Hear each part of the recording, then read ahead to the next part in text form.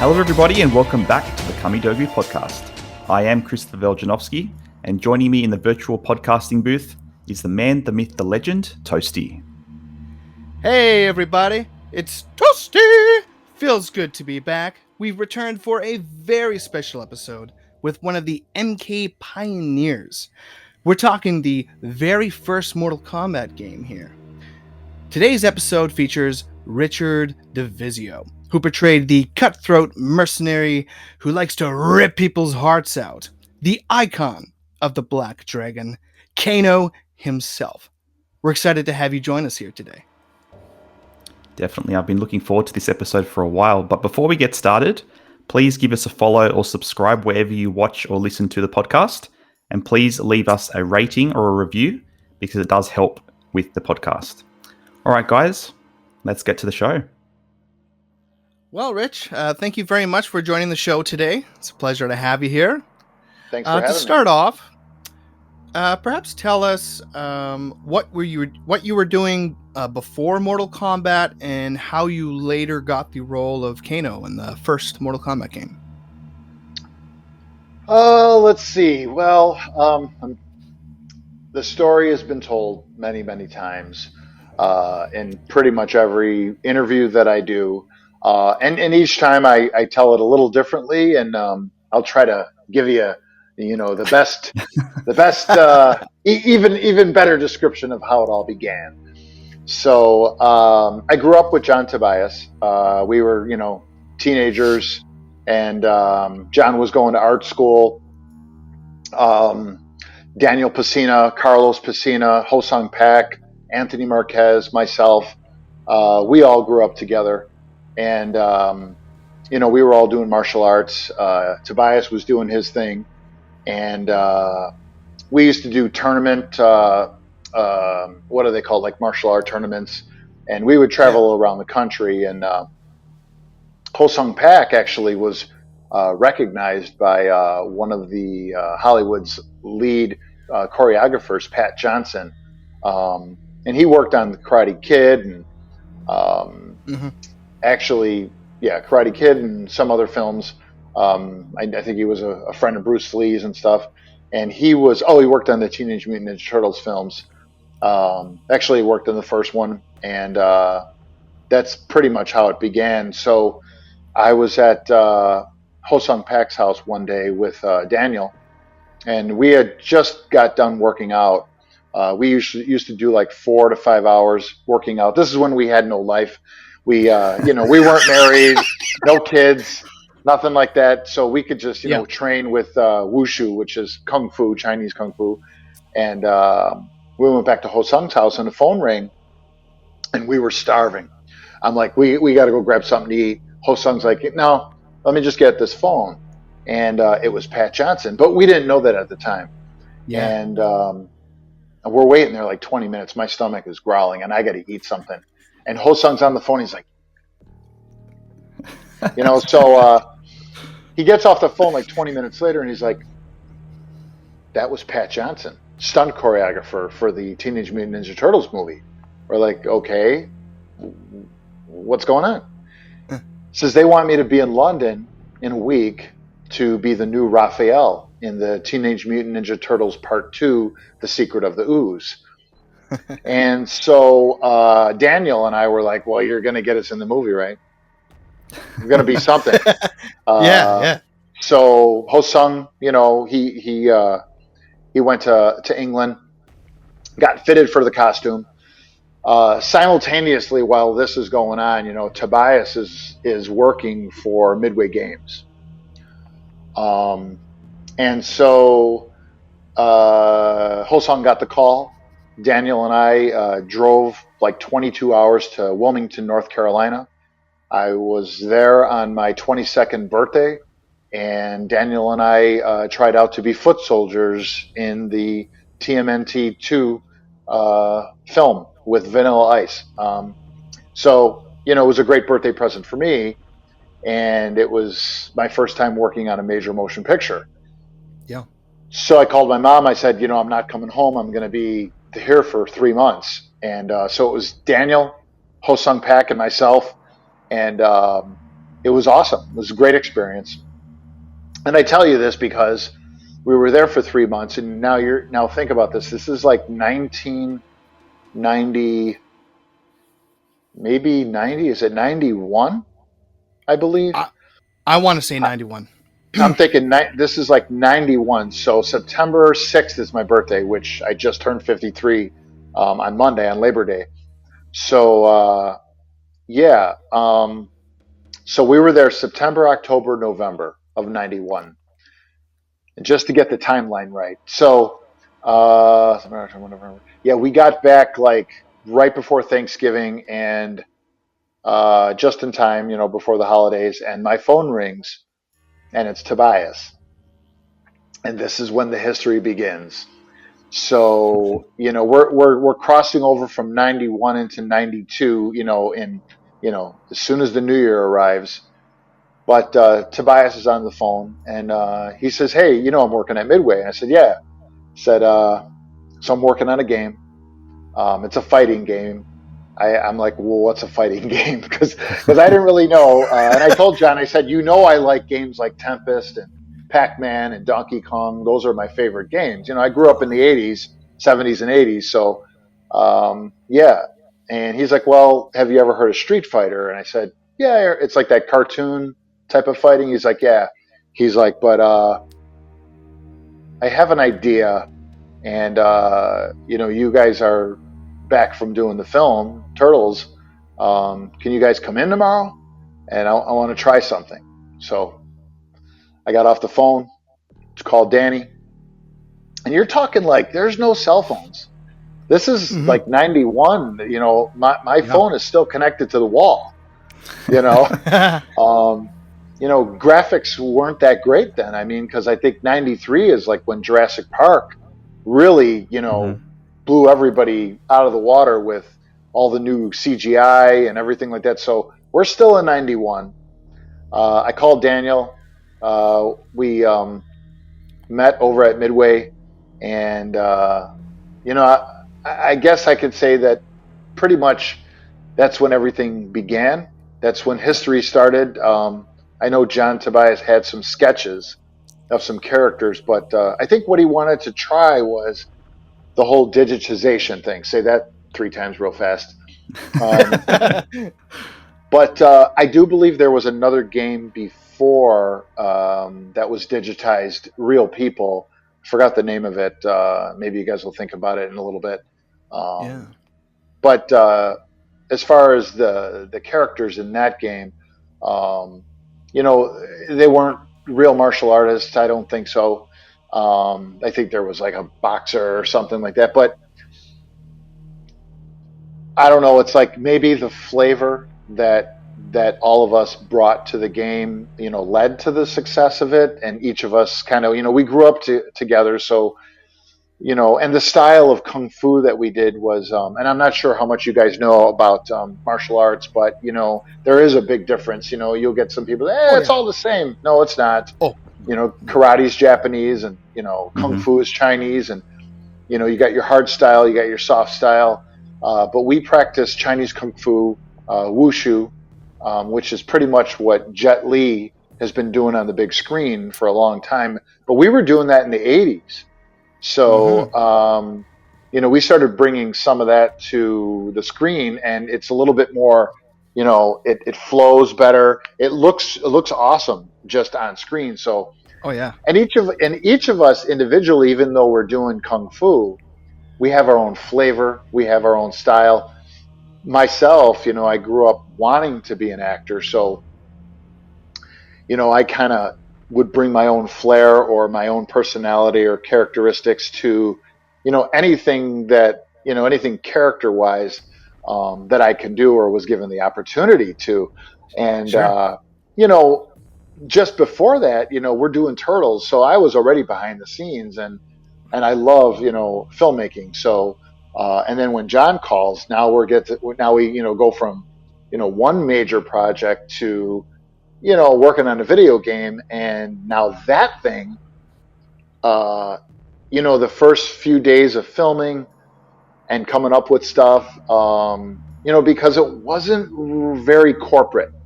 It was more like, hey, I got this idea. Come on in here. I want to try something. We walked down the hallway of Williams, Bally Midway Company. Williams was their pinball division. Yeah. Bally was, I think, their health club division, and Midway was their video gaming division. And John showed us a couple of sketches. Because he's an awesome artist, and there was this character that looks like a guy who's kind of receded hairline, and my hair was a little longer than it is now. But anyway, I know I keep talking, but I'm giving you guys all the juicy stuff. No.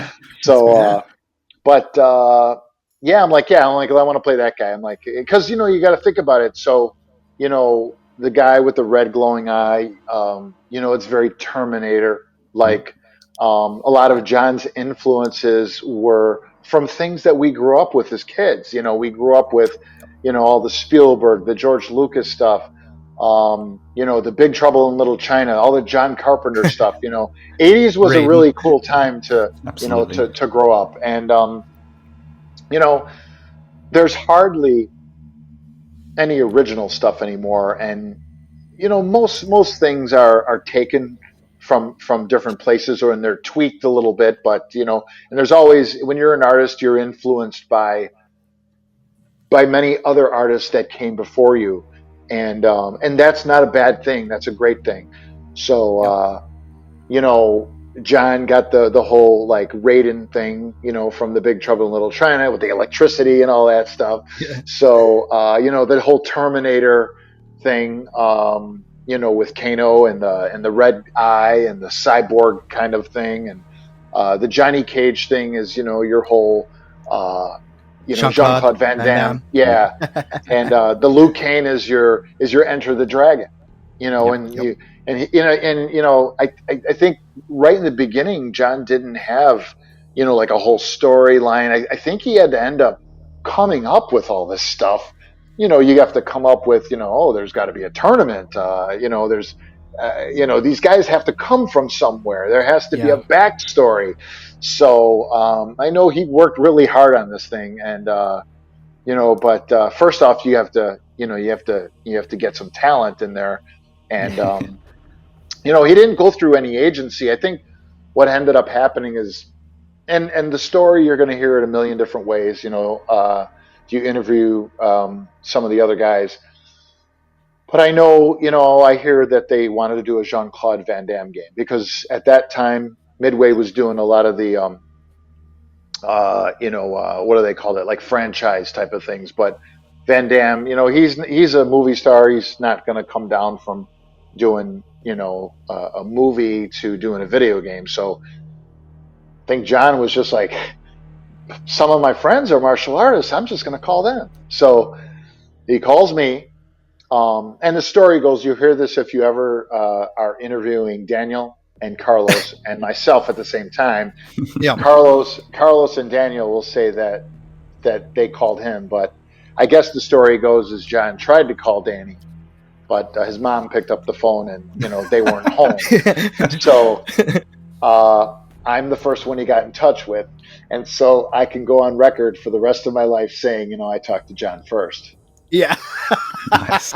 So, and it's true. So then I called these guys, and then, we went in there, and, history started right then and there. And honestly, we did not know what it was going to turn out to be, because John had like a camera that was like high 8 videotape. It wasn't till MK2 that they did digital. They obviously had enough money after MK1 to get a digital camera. So and that's why you see like the colors are a lot more vibrant. There's a lot more memory. And like I said before with Jurassic Park, as the year was going on, RAM was, just increasing. So by the time we did MK2, you could do a lot more things, and but the experience of, just working with your friends, and because I've known, like, okay, so I was 22 at the time, and Daniel's 10 years older than me. So he's 32 years old. I'm 22. Hosung and Carlos are 1 year older than me, so they were Okay. 23 years old. And when we did it, I'm not going to leave out Liz Malecki. So Yeah. Daniel, Carlos, and myself, we worked at a health club in the Chicagoland area on the north side of the city called Lakeshore Athletic Club. And that's very important to know because later on down the road, we meet John Parrish, who ends up, becoming Jax. Actually, Anthony Marquez and John were personal trainers there. But Tony, Daniel, Carlos, and myself, we all grew up together, and we worked at that health club. And when John said, "Well, I'm going to need a female for this character, Sonia," Danny kind of was the one that took it upon himself to be like the lead guy. He was older than us, so he was kind of like the father. Um, so he, talked to Liz, and she really had no martial arts background. She was an aerobics instructor, so but flexible. So you could show her how to do a kick or whatever. But that's how she becomes the original and first Sonya. So, as it goes, Daniel was the first one filmed. I was the second, and I don't really remember who was the third. But as it goes on, and if you look at YouTube and you see a lot of the behind the scenes, Yep. you'll see that the video footage, like for Kano and Daniel and I, the video quality is not that good because the lighting was Yeah. really poor. Oh, it was bad. And by the time it Yeah. got to Liz, her stuff looks a little brighter, a little bit more saturated in the color. But, we were young and we did not know what it was going to turn out to be. I can tell you this though, in the beginning, there was no corporate like suits at Midway, going, John, you're going to need to, have these guys sign a contract or anything like that.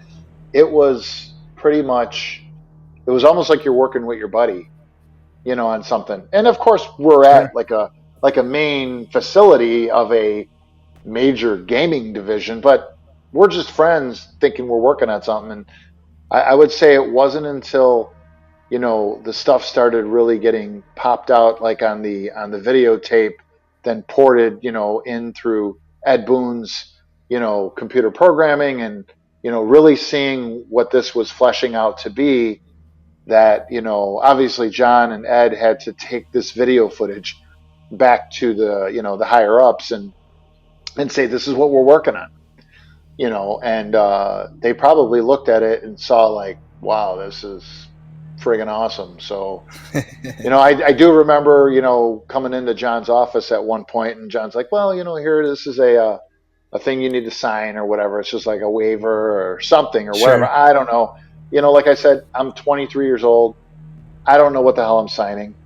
You know, you talk to people today and they're like, I should have got a lawyer. You know, you're 23 years old. You don't know nothing about lawyers. You know what I mean?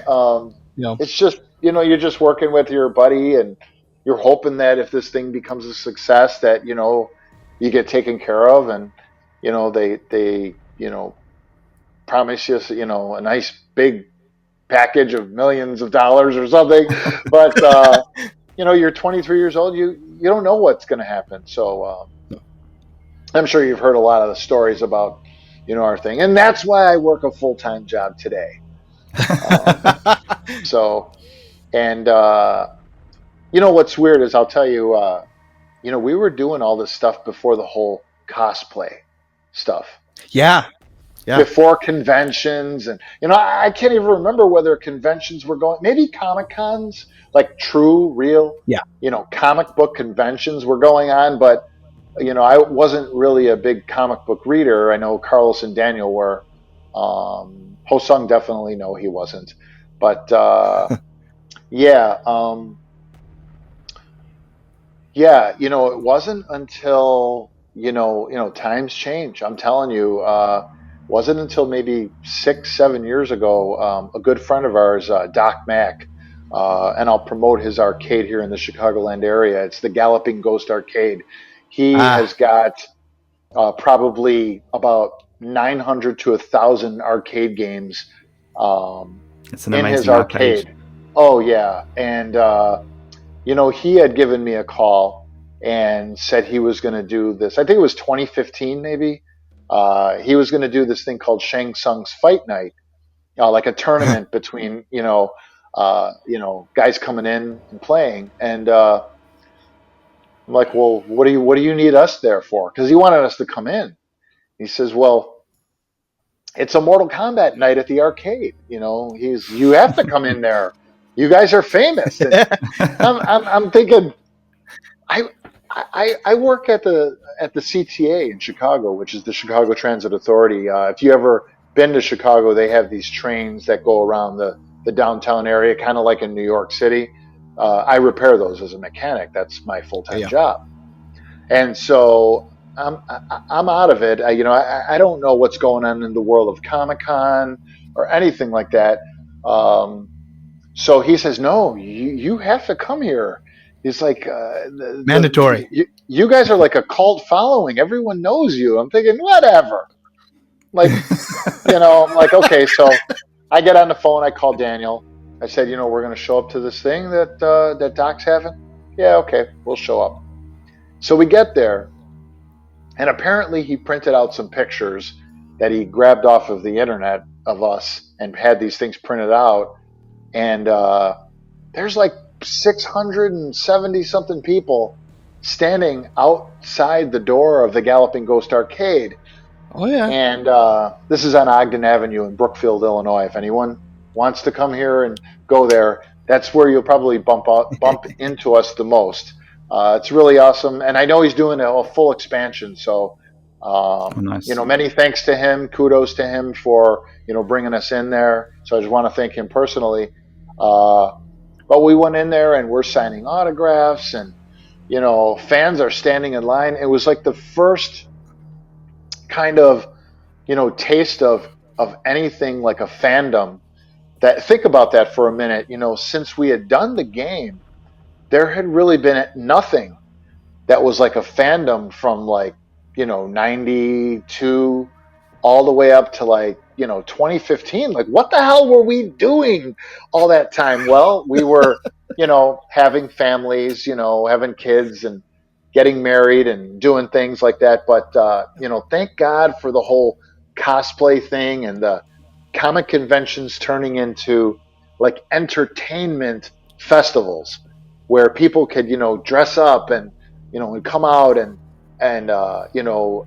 people that were on old TV shows can now come back and be revived, and fans that were fans of shows or whatever, people who are fans of shows could come out, and you could meet someone from an old Star Trek TV show or something. Yeah. It's amazing that this has happened, and it's great for us. So, and I love it, and I always thank the fans for coming out and meeting us, because we love it and we love you. So that's kind of how we did that after the Galloping Ghost Arcade. People started contacting us, and they're like, "We want you to come to our convention. Can you dress up as Kano?" So we would start doing these conventions, and again, thank you to the Galloping Ghost Arcade, because once we did that, we started taking photographs of ourselves, and people started seeing that, and it started circulating online, and people started seeing like, hey, that's the guy who plays Kano, that's the guy, and I always had like my signature face that everyone knows of, that I do that, Yep. When people see that, I've been doing that since I was like 13 years old. So, but because I know on my Instagram, if anyone follows me, and if you don't follow me, you better follow me on there. So, do not fail me. So just go to Richard Divizio, Divizio. Richard Divizio. I'm on Instagram. Follow me on there. I do have a fan page on Facebook, but I do not really check in there that much. That's Mortal Kombat actor Richard Divizio. But because I love Instagram. I love the format. It's awesome. It's awesome. I love it. It's a great forum to be on.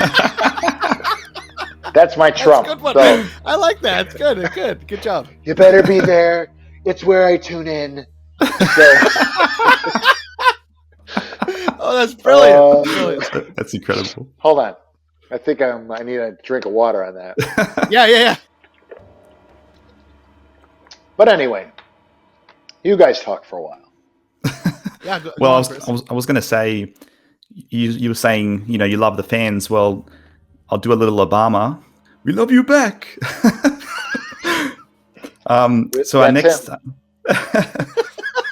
it was a terrible impression, but I had to say it. So our next submission comes from one of our users called MK Sherlock. Okay. Besides the famous hysterical Mortal Kombat mythology bloopers that we've all seen, could you tell us a funny story from your time working on the series? A funny time. I guess falling off the stairs, which many people see on YouTube. I was close. I would say that during the whole time of filming, we just had a blast because we're working with friends, and I really wish you guys could see like a full tape of everything uncut,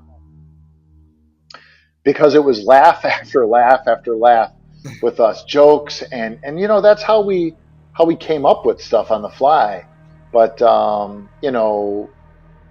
I know there was supposed to be some tag team kind of stuff that we were going to do, and that did not make it. But I know there's a video out there of me on the top of Carlos Piscina, and and I'm like going like this, like I'm riding the back of them, and but it was just really a good fun time, and I hope that someday that stuff gets released so you guys can see what it's like. But it was just a great time. Yeah. You wouldn't be up to revealing anything that comes up to the top of your head that didn't make it to the videos at all? I'm going to say Daniel probably knows more about that than I do. Yeah. And you're telling me you're asking me to go way far back. Way back. I'm like, That's fair enough, Rich. I'm like thinking like, oh my God, Yeah. like what didn't make it? Make it, yeah. I'm happy to say that a lot of the stuff that I came up with made it. The Scorpions get over here. Yeah. Ed Boon obviously does the voice of Get Over Here. Yeah. But when we were filming, and I guess we'll just lead right into this. I always asked John, I said, are there going to be any weapons in this game? Because I wanted weapons, not just, the whole fist thing. So, and I was there during Daniel's filming of Scorpion, because we hung out together all the time. He was my kung fu teacher. So I know Ed Boon wanted to do something with a lasso, and spin a lasso around a guy and then just pull the guy in or something. Much like Wonder Woman. Like Wonder Woman, yeah. And Daniel was like, "No, I'm not going to do no Wonder Woman thing at all." So, and I don't know if Ed was there in the room. I can't remember. Maybe he was. It's so long ago, but I said, Dan, you have in your bag. I'm like, don't you have any weapons in there? So he actually had that day the dagger that has a rope on it, and I guess it's used for for pulling horsemen off their horse in battle in China or some ancient China or something like that. So he had it, and I said, "Give me that thing." So I took it, and because we were kind of going back and forth with ideas, and that's how we just toss over ideas. Yeah. And I said, "Why don't you just take the thing?" And I said, "Just throw it, and you stick it into the guy, into his chest, and you just pull back." And I did this gesture, and I said, "You just pull back, and you just tell him to get over here." And then I did, and then I did an uppercut, just like that. Right at the end, I did an uppercut. I just told him, just pull him back like this, and just tell him to get over here. And you put it up like that, and So I coined that phrase, "get over here." And a few days later, you got Dan Forden doing the audio of Ed Boon saying, "Get over here, come here, get over here." And it's so funny because I was in one of the malls here in the Chicago area, and there's a place called Box Lunch. It's a store that sells all different types of entertainment stuff. And I saw a Mortal Kombat T-shirt with some cartoon characters on it with Scorpion and Sub Zero, and it says "Get over here" on that. And I'm thinking, fuck. Like, I made that shit up. Where's my residuals? Oh my Royalties. Yeah. Oh man, life. So, but anyway, it is what it is. I can just say that I was the guy, and so that was used, and that is forever in the game. That will be in there. I'm not sure, if just naturally, I just come up with these things on the fly. I do. If you let me loose, I just come up with shit. So, that's just how we all were, coming up with stuff on the fly. And obviously, like I said before, you're influenced by stuff. And with, ripping the heart out. Oh, hold on a second. We have a heart. Oh, yes. Do you carry that with you when you go to work and Yeah. So every day, I've always loved the Raiders of the Lost Ark, the Indiana Jones and Temple of Doom, and when John was when we were filming our fatalities, we were just trying to come up with stuff, and you got guys, how about this or how about that, and I'm like, why don't I just rip this guy's heart out? Because I said, just like in Indiana Jones, the guy's being lowered, into the flames in the cage, and before the ritual happens, the guy goes in and rips the heart out, and it's flaming and it's on fire, and and I'm like, let me just rip the damn thing out, and I ripped it out and I held it up like that, I just like that. So I got to go back further, but yeah, and I just held it up, and John's like, yeah, we'll do that. So that's how, and supposedly they say that I took a bite of it. Hold on a second. Hold on. Yeah. Oh man. So anyhow, but that's how, and then that's in the game. Boy, oh boy. Yep. Oh boy. Man. Let's see. You got the heart ripping. You got to get over here. What else can I do? No, I'm humble as can be, but two fucking things. Oh, let's see. No, let's see. Let's see what else I can come up with. No, I'm always humble, and I appreciate it all. I just like to have fun. So, I love skeletons. Jason and the Argonauts. I've always loved that. And when Daniel was doing the fatality, and I said something like, they were trying to figure some shit out, and I said, why doesn't Scorpion just take his mask off or lift it up, and underneath is just like the face of this skeleton, and he just blows fire and just burns the guy to a crisp. And I know Daniel, when he tells the story, I don't know if he was saying that John wanted the guy to blow fire or whatever. I know I remember I had said, maybe we were talking, and they wanted him to blow fire, and I said, just have him blow fire and then burn the guy to a crisp, and that's it, and be done with it.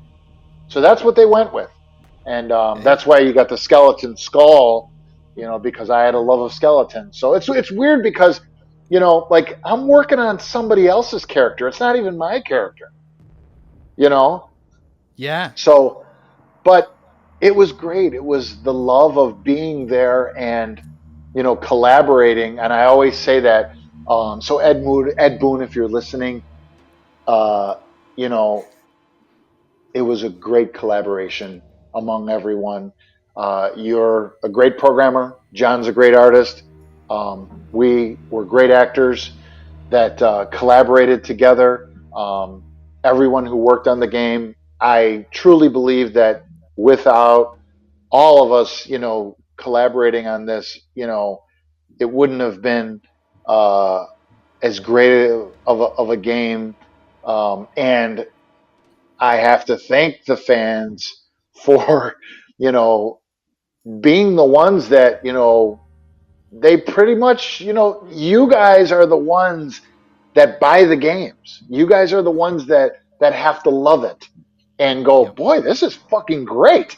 I'm Yeah. going to buy this game. So, Yeah. thanks to you guys. Hats off to you guys. But, you know, if the game sucked before it actually had gone out to the arcade, you guys wouldn't have loved it.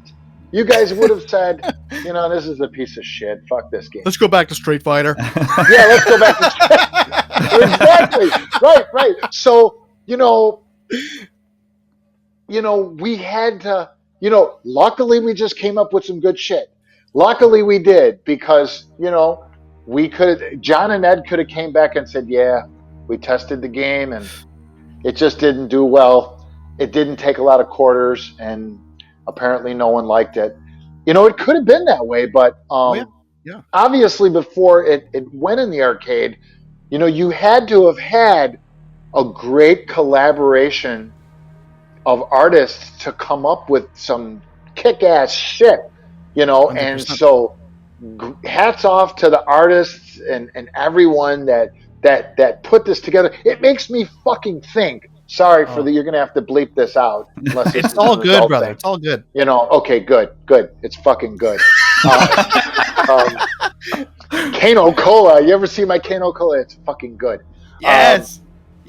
Just it's great. It makes me think like if we were to put all else aside and we were able to work on something again, I don't know, a film, something. Ed Boon, let's do a fucking film. John, let's do a film. Let's do something. Who knows what we could come up with? But somebody out there who's a producer, hit us up. Let's do something. Let's do something on Netflix. You know what? And I do have to say something. I am so very happy for these guys. For William Zabka and Ralph Macchio. I am so happy for these guys. If you guys are not watching Cobra Kai, you guys are missing out on a great series.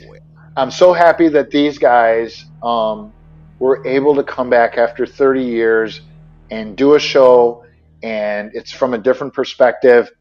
If you haven't watched Cobra Kai, you guys really need to watch that. It's awesome. So we were lucky enough to meet Billy and Ralph at the C2E2 convention in Chicago, and we got to take pictures with them. So nice. Thanks to those guys for being gracious and taking the time out to take pictures with us. They're big stars, so and they've been involved in something that has been known in pop culture. Let's just say that. So it was kind of neat because it was like two pop culture things. Like Ralph and Billy, they might not. I'm like calling him Billy like I fucking know him. Like it's like I would love to work with William Zabka. Maybe after I get to work with him, he'll say, you just call me Billy. But I would love to work with those guys. It's just, hats off to those guys. I'm just happy for them that after 30 years, they're able to tell the story again from a different perspective, and that's awesome. And it's weird because like Pat Johnson, going back to Pat, he was the stunt choreographer for the Teenage Mutant Ninja Turtles 2 that we were in, and he worked with Ralph and William in the Karate Kid because he was a stunt coordinator with them. Right. So it's weird how the worlds kind of mesh together. Yeah. And then Pat Johnson ends up becoming the stunt coordinator for the first Mortal Kombat film in 1995 as Larry Kazanoff bought the rights from Midway. Excuse me for one moment. Yeah. I don't want to choke on his water, but yeah. Rich, don't forget we got like 12 questions for you too, brother. Okay, great. Okay, yeah. All right. Everything else will just be in the book. When I put it out there, you guys just buy it. Okay, thank you. Okay. All right. $59.95. Oh shit! Oh man. I promise it'll be good because I'm gonna have stories in there that you guys don't know. Oh, I can't wait. All right, so go ahead. Questions. Let's go. Let's rattle them off. Okay. Let's go. A gentleman by the name of Nick Kennedy asks, how was it performing in the Baraka mask, and which movie or TV portrayal of a character you've played is your favorite? Look at that! Oh my All right. God. Okay, so wait, let me answer the question first and then I'll get back to this. Yeah. All right, go ahead. Question again? Yeah, no worries. So how was it performing in the mask? And out of the portrayals of your character on movie or TV, which portrayal was your favorite? I would say Quan Chi, the do not fail me. We have toyed with the ninja long enough. Do not question me, Serena. And more importantly, do not fail me. That was probably my most favorite. Now, that was in the gameplay for mythologies. As far as filming character for gameplay, Kano and Baraka, I would say was just fucking hot. There's a video on Deception where they interviewed us on the Deception disc. We talk a little bit about Baraka and how it's just hot. This mask right here is skin tight. I have not put a mask on like this since then. And when you're under lights and you got to jump around and you got to do moves, you're just sweating right down your neck and it's very uncomfortable. Yeah. So hopefully I answered that question. Cabal, I had to wear a mask as well. That was hot, but not as hot as a mask like this. Now, I will tell you the history of a mask like this. So this is not the original mask. The original mask is, I believe, destroyed because there was a closet at Midway that got emptied out when NetherRealm was when Midway was closing and was moving everything to a new, larger facility, and NetherRealm they just threw out a bunch of stuff. So but for years I had been looking for the same exact mask that John and I went and bought at a costume store called Fantasy Headquarters in Chicago, which is still there, by the way, on Milwaukee Avenue. And this mask right here is the same exact one that we had bought. Very rare, hard to find this. It is a mask by a French company called Cesar, Cesar, I believe. Now everyone's going to eBay looking for it, right? Guaranteed. So good luck finding this from 1983. I shouldn't have fucking told you that because I want to get another one. But see, I won't be greedy. I won't be greedy. But and the mask comes in 4 different colors, by the way. So like glow in the dark, red, I think a cream color, and maybe black. I'm not sure, but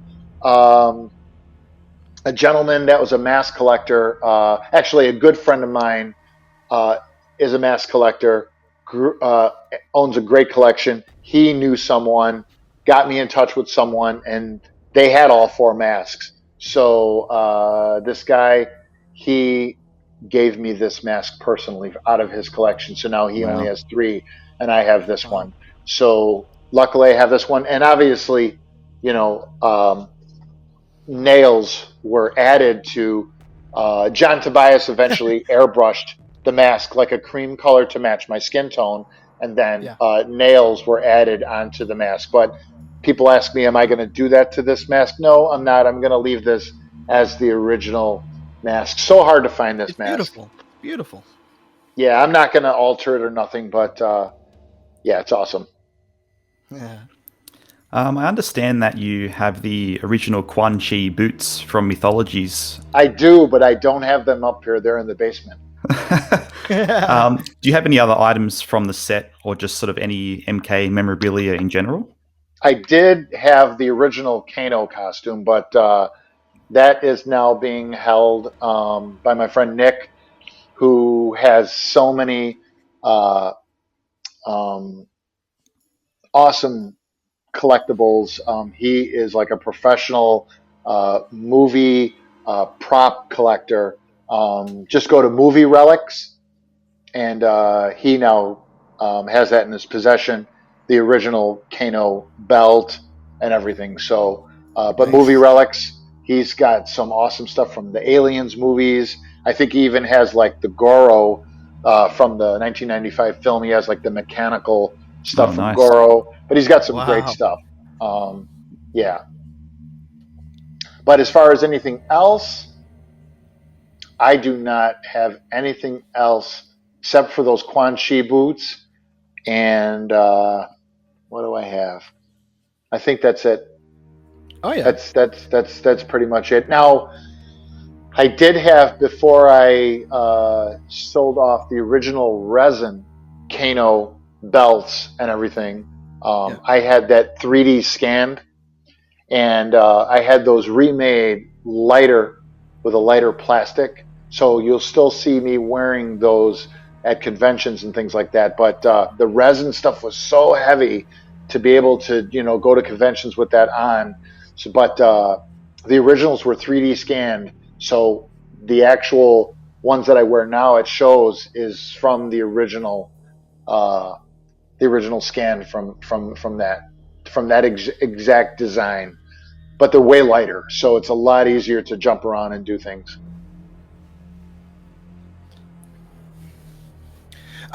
You mentioned Cabal earlier. Not much is really known or seen because basically it wasn't videotaped. You've made it clear that the Baraka mask was challenging, but how different was it donning a Cabal's mask, and what are some of your favorite things about this character, Richard? Cabal, the mask wasn't, as grueling as wearing a latex mask. The original Cabal mask is hanging up in the hallway at NetherRealm Studios in the glass Yeah. case. I've seen it. That mask just pulls over, and there's a lot more air that goes in it, so it wasn't difficult at all. I liked doing that because Daniel had some hook swords that he had, and I always loved that weapon. If you follow Daniel on, I think it's Master D Pacina on Instagram, Danny has some video of doing some hook swords. Because he has a kung fu school in Chicago, so. So he posts a lot of videos of him doing martial arts, but he does do some hook swords, and I always loved that weapon. So when Cabal had that weapon, it was awesome to be able to use that when we filmed. Now people ask, why isn't there any video footage of me doing my Baraka stuff or any, we do have behind the scenes photos of Baraka, but most of the footage that you see on YouTube from MK1 was because I think the videotape that was filmed, Daniel had acquired a videotape of that from John. Like I said, we were all friends, so whether it was John was like, here's a tape of everything. I'm not sure how that happened, but that's how we got a lot of the footage of MK1. Quality wise, it's not the best, but once MK2 and 3 and everything before that, after that, was all digital. So it's sitting on some hard drive at NetherRealm. So I don't have access to that. I wish someone would go into the hard drive, unless when Midway closed, maybe they just trashed those computers. And so, but I don't know if you've seen it. Daniel recently posted on his Instagram a photo shoot of myself, Catalin Zamiar, Philippon, and myself as Baraka, I think I saw that. Anthony Marquez as Kung Oh yeah, Lao. I've seen that.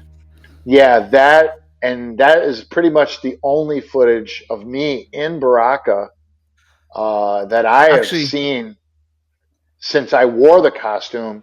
Now, there is video footage of me in the Baraka costume, in a Baraka costume, of me on a UK video game TV show in London. But that mask that I wore was not the mask that we filmed in the game. That mask actually got bulkier. sent to England. That was from the film, from the movie. That was the guys from Hellraiser did the mask for the film, and they had sent that mask in a box. And I remember when I got to Leeds, London, and we did Carlos Pacina and I did the that game show. There was a box in my dressing room, and they said, "This is the mask you need to wear." It sucked because that mask was just oversized, so it didn't really go with the rest of my body. But if people see that footage, that's not the mask that was. Yeah, that's not the mask that's actually in the game. Oh, nor is the vest that I wore. It was completely different. I do believe that was from the film. Once we were done with the show, I had to put all that back in the box, and I guess they sent all that stuff back out. But that is not the original Baraka costume. So that stuff is long gone. I guess the only thing I got left is this mask here that was given to me, and that's about the closest thing. And then that video footage that Daniel posted. Yeah. All right, next up we've got a voice submission from one of our users called Lou, so I'll play that right now. Yo, my cheeky boys, it's your boy Lou. I hope you guys are doing well. This is a question for Richard. When you first looked at the Baraka mask, did you not just think, man, Boone and Tobias are either losing it or they are just geniuses? And doing so many characters, did you find it hard finding moves for each one? I hope Christoph, my special Happy Meal, and my chicken legend Toasty are doing well. Speak to you soon, boys. What a guy. Well, John did this sketch of Baraka, and he and I had gone out to the costume store. And at first, I thought this was a Nosferatu mask, like a vampire. But it's really, I think, a Red Goblin mask. So if you Google it on YouTube, not YouTube, but eBay or something. But, I was there the day that John and I bought this mask. So it wasn't like a surprise, when they showed it to me. We were there at the counter in the costume shop and looking at all the different masks on the wall. So it was kind of like, hey, how about that one? Hey, how about that one? Hey, let's try that one. And then we pulled that one down, and there actually is another Baraka mask that there's a photograph of Daniel grabbing Ed Boon by the neck, and in the office, and Ed's going like that, and in the background you can see both masks on John Tobias's desk. You'll see this mask here, just so you'll see that mask, and you'll see the other one that, I think another costume guy, who does resin sculpting or something, he had made. That mask was way too big, and it looked really stupid. So, but this is the mask we ended up using. But, I didn't think anyone was crazy. If I had to dress up like any sort of character or whatever, I actually embrace, whatever sort of prosthetics that would have to be put on me so that I, could actually, become like a completely different character. So, by no means am I someone that's like, oh, fuck, I got to wear this. It's until after the fact when I wear it, then I'm like, fuck, I got to wear this thing. I got to take it off. But, in the beginning when I got to try something, I don't mind seeing how it is and stuff like that. And the moves for that, no, I did not, because, I have a whole arsenal of moves that I can do. Tons of moves. I have a lot of moves. I can do tons of moves. It's a beautiful thing. Beautiful. No, but no, and I got I've been training for years so I could come up with a bunch of stuff, and doing the moves. Quite on that note, John's not a martial artist, so he didn't know exactly how to throw a punch. So that's kind of where our expertise comes in of like how to throw a punch, how to do a block, how things are going to work, how to tuck your thumb in, you know. Just so many different things, doing the game so that there's, some authenticity to the martial arts that we're doing in the game. Um, but no, was not hard at all. User Dr. Hexen asks, when you were cast as Quan Chi, how much of the character's lore and background were you aware of? None. Also, what did the producer specifically tell you about him? I think John was like, "Hey, we're doing this other game," because this was between 3 and 4. He's got this character who's bald, white face, Quan Chi. He's a sorcerer. Can you do a sorcerer? Yeah, John, I could do a sorcerer. So he had like the whole script, and he said, we're going to do these full motion videos, which will be pretty cool. It'll give you an opportunity to do some acting. So I read over the script and I saw the lines, and I'm thinking, all right, this is going to be awesome. So I read the lines with, hold on, I'll do some lines for you. Hold on. So the lines are like, greetings. I see the ninja has been successful in creating my map, or whatever. So I took all that stuff home, and I tried reading it all. And then, I was married at the time, and my ex-wife, she heard me reading the lines, and she's looking at me like, yeah, you're not going to read it that way, are you? So I give her some credit, she's like, no. She's like, you have to read it like you're the shit. You have to read it like you're one fucking badass motherfucker. Is that exactly what you said? Well, I'm kind of elaborating a little bit, but she did say that you have to read it like you are the shit.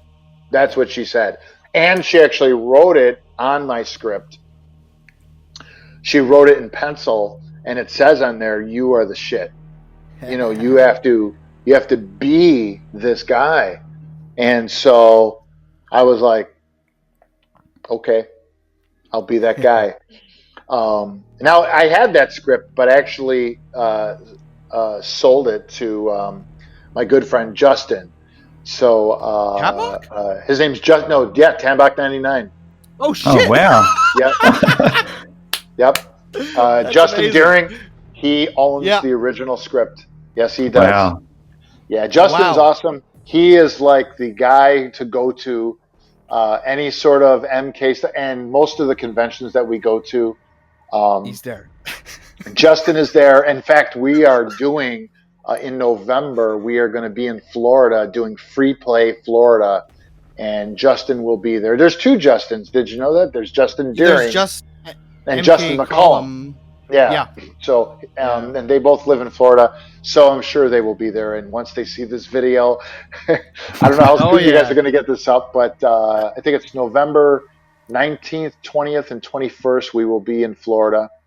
Nice. But let's see here. Then quickly I'm like, I gotta, be there with Sub-Zero with John Turk. So I did greetings. I see the ninja's been successful in retrieving my map, as I have foreseen. And then he says something like, let's get something straight. I am not a ninja. I am Lin Kuei. Scorpion was a ninja. Yes, your Japanese counterpart. How unfortunate that you happened upon him in your battle with those pesky Shaolin monks.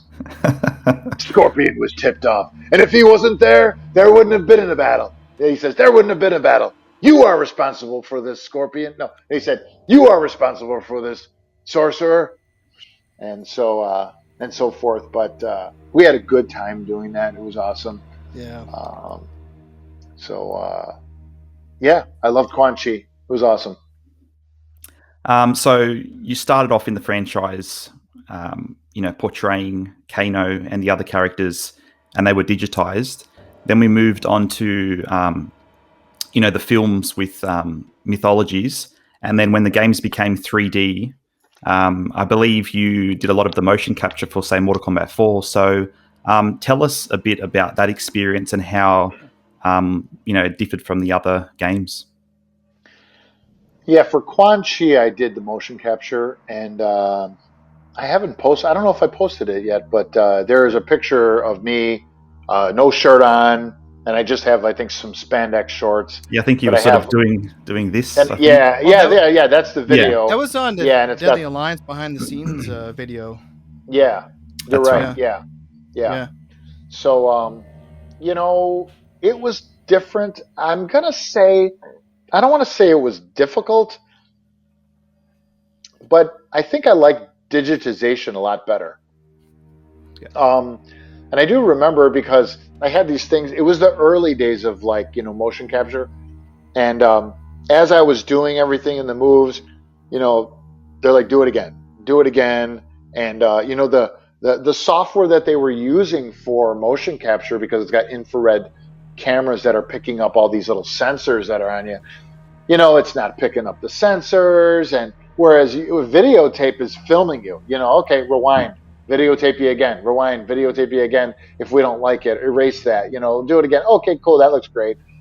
But with the motion capture, the way the software works is the infrared cameras will pick up these little sensors that are on your wrist, and then that's tied to like a skeletal structure in a 3D program. They call it bones. If anyone's familiar with 3D animation, they'll have like these thing called bones, and it's basically just like a stick figure that's on the screen. And they really have to calibrate your body to match up with that stick figure on there, so that when you're moving around, the stick figure is moving around exactly how you're moving around. And if it's not calibrated correctly, it just goes all over the place. And those were the early days of that whole thing. By now, I'm sure with the new MK games that it's calibrated perfectly, and they got it probably down like a science now. But yeah, Wow. digitization I like better. Yeah. Richard, you've made it clear before that you weren't exactly the biggest fan of the 1995 MK movie. Just wondering what specifically you didn't really like. And also, did you see the new movie? And if you were offered, say, a cameo, would you take it? I sure would. I would definitely love to be in the film. I loved the film. I reached out to Josh Lawson nice. on Instagram, and I told him, welcome to the MK family. And and he, Stole said, every "Thank you." scene? Yes. he was great. So Oh, man. he did a great job, and yeah, I'd love to work with those guys. Put me somewhere, put me in the background. I don't know. I'll be a statue. I don't know. Anything. But it would be fun. It would be great. But the 1995 film, I was younger during that time, and I would have to say that in my life, you're young, and you're hoping that you're going to be chosen to be, especially when you wanted to be an actor, and you wanted to pursue that dream, and then you don't get chosen for it, or you don't really know how Hollywood works, and you're young. Yeah. And when they say, it helps to know someone, or what you've done, and I was young, and I didn't really know too much about how it all works, and I just thought it worked. And think about it, the way that we did the game. John Tobias is a friend of ours. We grew up with him. It was like a phone call, and I guess maybe thought, well, I don't want to say we, but I thought it would be easier that it would work out that way, where when the rights were bought for the film, that that just automatically that they would call us and we would be in the film. But it doesn't work that way. As you learn through life, and with Hollywood, and this is so weird too. You'll hear this a lot. When they cast people to be in films, a lot of times they go with someone who's taller. I'm like 5'9". They go with a taller guy. But if you think about it, like Tom Cruise is not tall, and Bruce Willis, Sylvester Stallone is very short. So, I don't go by that bullshit where, oh, they got to go with someone tall, because I am 5'9". I'm probably either as tall as Tom Cruise or if not taller. Oh, yeah. And Sylvester Stallone is small. So, you know what? You could use me in the film. And there's ways with cameras that they can make you look taller. Sure. But at that Lord time, of the Rings comes to mind. yeah, there you go. But at the time, I really wanted to be a part of the film, and I actually spent my own money. And Anthony Marquez and we flew out to California and tried out for the film. And Pat Johnson was there too. So Pat knew us from the Turtles movie. So we also felt that we were like a shoo-in. There you go. Like, hey, we know someone. But we fucked it up. So you told them you were Kano from the games. Yeah. Fuck. So, but then again, I was young and I didn't know, I wasn't thinking. So, I go on record to say, in front of the world and to all the fans, yeah, I fucked up. So, I'm not afraid to say it. And I'm being honest, and I've learned from my mistakes. So please put me in the next movie. Oh man, put him in there, guys. Come on, yeah, John Turk, Carey, get them all in there. Oh my gosh. Well, there's no arguing that you were the one who made Kano, and the fans love you for it. Yes. I'm a very comedic person. I love comedy. People look at me and they go like, "Oh, he's a mean guy." He's RBF syndrome. Look at this guy. I'd be scared shitless. No wonder. Oh, amazing. I can do faces. I can do characters. I can do it all. It's a beautiful thing. Somebody use me. Somebody. Yes. Oh my God. Get me out of my day job. Oh my God. Yeah. What I gotta do? Let this video go viral, But I could do carrots. I could do the I could do it all, Actually, so I'm gonna ask myself a question. So okay. I could do my Jack Nicholson. Jack Nicholson is kind of Trumpish, but anyway, no. People ask me, so if you were in a film, like, what would you want to do? It's like, listen, I'm not the guy who's going to be the lover. Okay, I'm not going to be the love interest. I already know that. Okay, you'll be a thug on Dark Knight, though. But here's the thing. I also don't want to be stereotyped in being the bad guy. But, sure. If that's all there is in the movie, I'll be in it. Okay. So, but I want to be the guy who's the next door neighbor. I want to be the fucking asshole neighbor.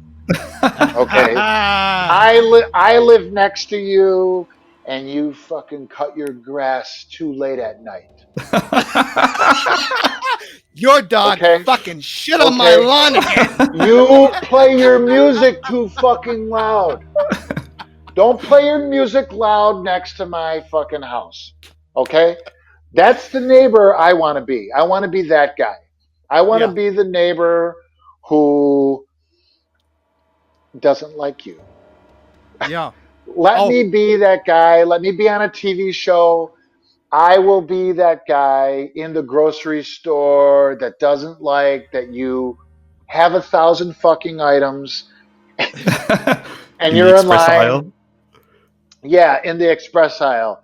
I'm one of those guys. Let me be that guy. I do my little De Niro, whatever. But I don't like to be stereotyped into always being the bad guy. But if I gotta be the bad guy, let me Then so be be, it. let me be the neighbor on a show or something where, Yeah. the people are like, yeah, you don't want to go by that guy's house. He doesn't like it when you play. But then, like loud music but then they get to know me and I'm like the greatest guy and I'm funny. Who always carries a And heart with him.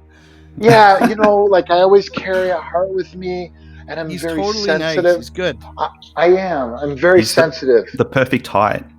I am. I'm very sensitive. I'm the neighborhood guy who, I can cry whenever you want me to. I have a flower garden. He has his groceries delivered. I'm funny. I can be hysterical. Put me on a comedy show. Put me, I don't know, maybe I'm the bartender. Maybe I'm the one that listens to all your stories. I love that one, Rich, where you're Quan Chi and you almost cry. We have toyed with the ninja long enough. Yeah. You, me, everybody Everyone in this fucking room. But yeah, I mean, if there's a producer out there, please get me out of my day job and get me on a fucking show. I don't know what it is. Send me the list. I got people I want to work with. Hey, Richard, so to end off this episode, we're going to play one final segment here. It's called... Final round. So we're just going to ask you 9 quick questions. We're going to try to challenge you to answer them with striking speed. Sounds good? Okay, go. Okay. What is your favorite food? Chocolate. What was your very first job? Washing cars. Ah. What are some of your secret talents?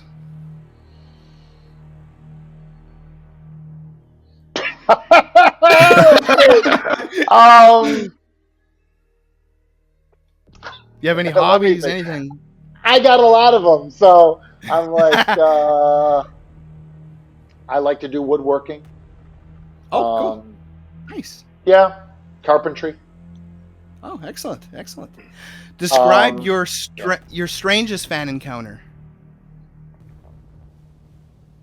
I played the game and the fan said to me, are you playing Kano because you look like Kano? And I said, no, I'm playing Kano because I am Kano. And the kid ran off and the kid said, Richard Divizio? And I said, yeah, no. And the kid ran off, comes back, and I showed him my wallet and my ID, and it said Richard Divizio on there, and he freaked out. So next thing you know, I was signing autographs in the arcade, and I couldn't leave. So that's an amazing story. Wow. That's incredible. What is your favorite movie? Star Wars. Oh, the original? New Hope? Yep, A New Hope. Oh, nice. You can get rid of the first 3, or remake them, and get rid of Jar Jar Binks too. Oh God, that's the one I personally can't stand. Is Phantom Menace? I don't like that one.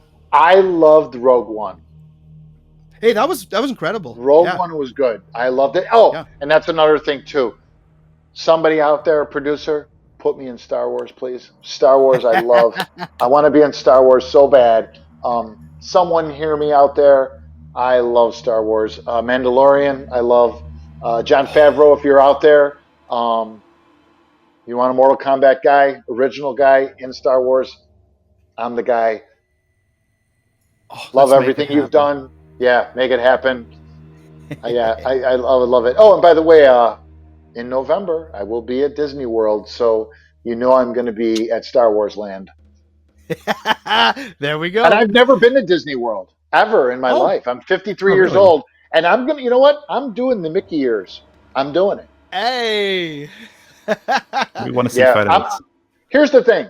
And please, put as much of this video on as you can because we got to get people out there to know about me and my personality. But I am a kid at heart, so yeah, I'm not always the mean guy. So let's get that out there. Damn straight. So yeah. If you really had to think about it, Richard, what would you say was the biggest adrenaline rush of your life? Oh man, the biggest adrenaline rush. It's not something you think about every day. Or scariest thing that's happened to you? I probably would say the scariest thing that has happened to me was being in a car accident with John Tobias. Oh yeah, and you Yeah. lost a lot of equipment, right? Yeah. Or something? So John Yeah. Tobias, myself, Daniel Pacina, Carlos Pacina,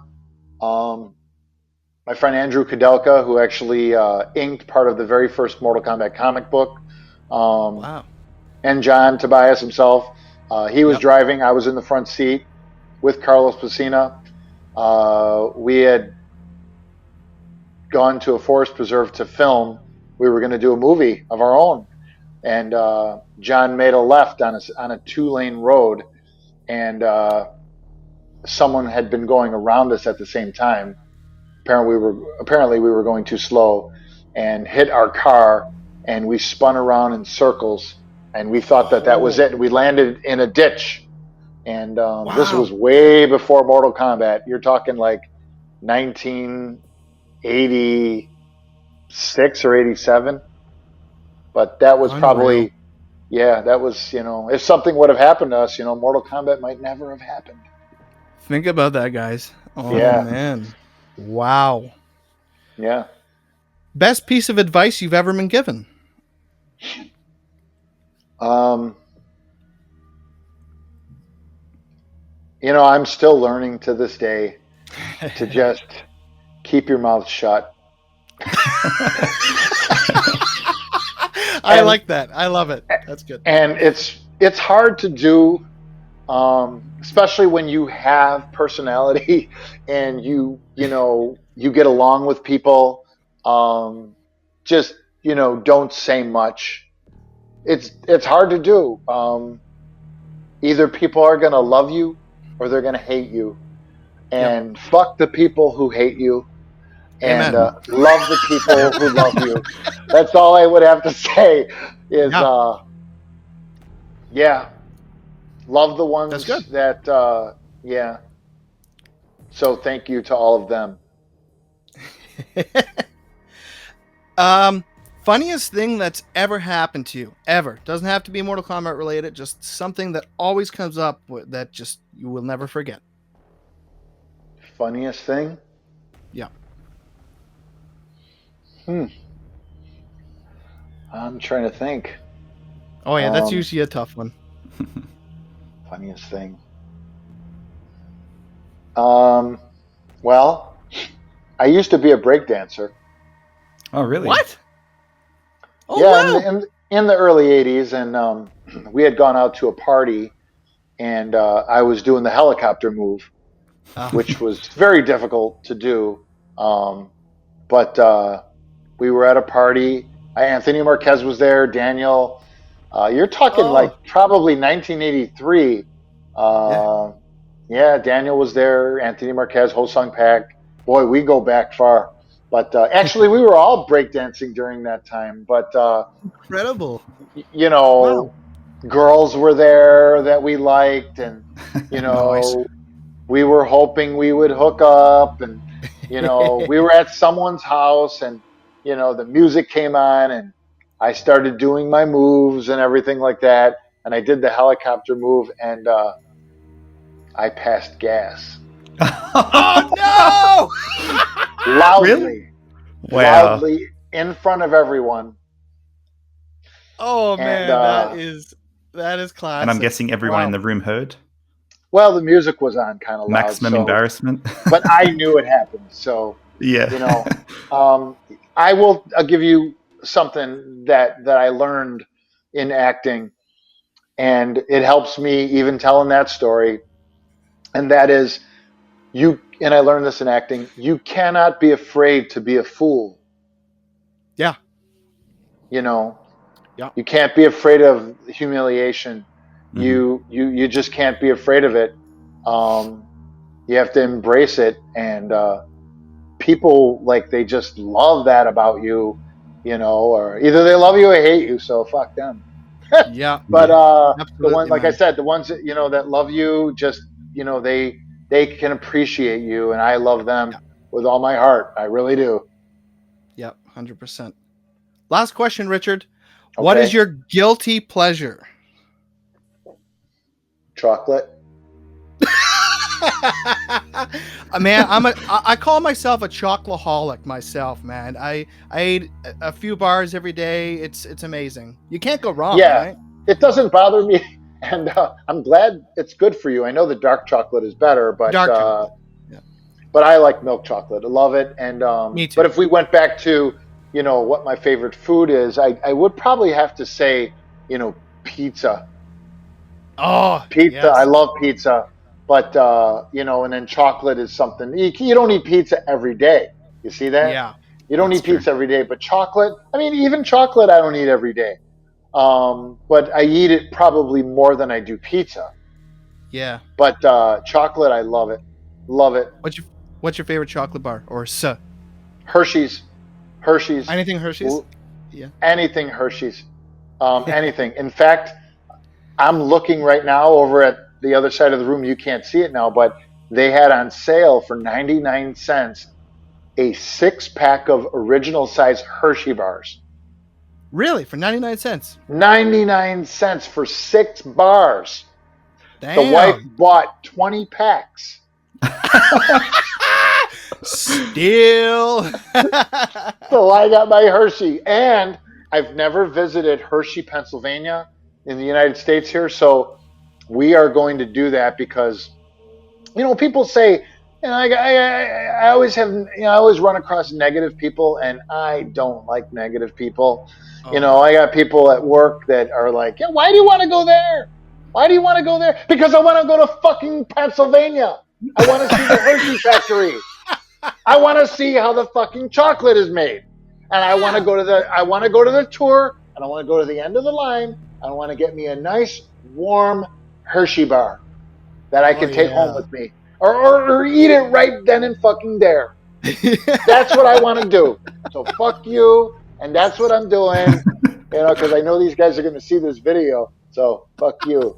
But anyway, I don't know. God. Yeah, it's just I have not visited there, but I definitely am going to go to Hershey, Pennsylvania, because I love Hershey's chocolate. Yeah. Let me ask you a quick question. Australia doesn't really have Hershey's. We have Cadbury, which is a British company. Now, would you be open? Oh yeah.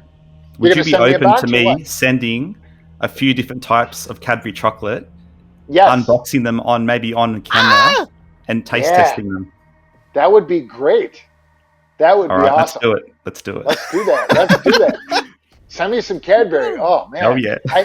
Yeah. Now I don't like coconut.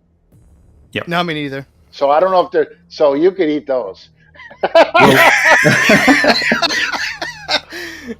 We'll set up a private message, and we'll go through everything, and you can choose what you'd like, and I'll send it straight to you. Will do. I'll text you my address and stuff. So perfect. Yeah. So awesome. Oh man, amazing. What else you got? We'll video chat in the supermarket one day, and we'll you can pick things out, and I'll just throw them in the basket as I go. There you go. Ideal. So, Richard, I just want to say thank you so incredibly much for joining us today, man. This has been absolute blast. Hope to have you again someday. And this is the best interview you've had, right? Absolutely. Oh my God. Damn straight. Like you had me in tears here, brother. Well, I'm hoping that you guys, got the knowledge that, you were looking for, and the fans, got some questions answered. Definitely. Can I promote my posters that I have available? Absolutely. I actually because have I'm one not somewhere sure now, so yeah. if anyone knows of I know I post them on my Instagram.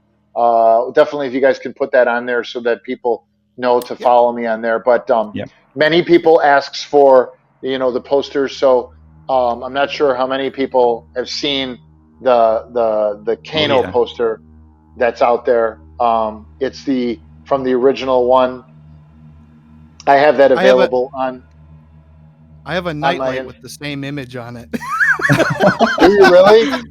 Yeah, I Yeah, do. and the newer poster has the scenes at the bottom where I was actually doing the moves from the game. So cool. Hey, I wonder if that's the one where you almost fell off the stairs. Yeah, it actually, I believe so. It is. And then we have another poster. This one is like my movie poster style poster, Oh, which is that's beautiful. That's incredible. it's kind of like a a shout out to Drew Struzan, who does all of the posters for Indiana Jones Temple of Doom. It's kind of grainy. I really love that look. And at the bottom, it's got the names of everyone that worked on the MK games. They definitely like your movie poster style. And then the Quan Chi, I always love that picture of me as Quan Chi. You know what? I do believe I kind of had that look like Boris Karloff from Frankenstein when I played Quan Chi there. Yeah. So if you're ever gonna do another Frankenstein movie, I'm in. You know, uh, I try to pull that look off again. And then obviously this poster is just friggin' amazing. Hell yeah, that one's Many incredible. people have seen it. Yes. Evgeny Yurachev from Russia, he put this together. His I love art his style. style is friggin' amazing. So if you guys are interested in one of these posters, you can see pictures of it on my Instagram. But these are 12 by 18. I used to have them in 11 by 17, but it's harder to find a frame in 11 by 17. The 12 by 18s with the border, it almost looks like it's matted. So Cool. definitely come on by. We'll chat. And I'm always answering questions to anyone who reaches out. So thank you guys for having me on here. Oh man. And let's do that chocolate thing. Hell yeah. And honestly, as an Australian, I can't attend all these conventions. So to me, chatting to you here today has been an absolute dream come true. So Awesome. thank you so Chris, much Marcus, for, giving us the love time. you guys. Thank you very much. I appreciate it. Appreciate awesome. you, man. Thank you. All right. What an honor it was to speak to such a legend. This has been a fun-filled, tremendous interview. I want to thank all my friends and supporters for checking out the show today. We certainly have a number of great things coming our way shortly, so please stay tuned. In the meantime, I hope everybody is doing well, and I greatly look forward to seeing you in the next one. But to conclude, I feel like saying something just before I end off here. Kano wins. Flawless victory. Okay, guys. Have fun, stay safe, and Stay flawless.